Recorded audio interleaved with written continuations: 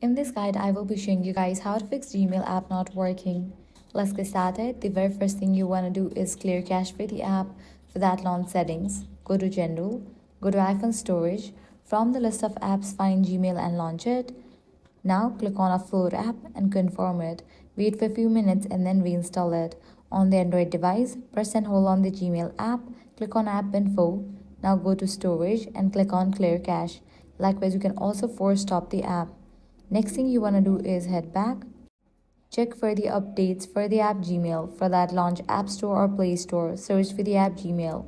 If you find the option Update, click on it and update the app to its latest version. With these, your problem might be resolved. If still you are having the issue, restart your device. Then completely delete Gmail from your device and reinstall it. And that's it. With this solution, you will be good to go. Your problem will be resolved. If this guide helped you out, do not forget to like, share, and subscribe. Thanks for watching.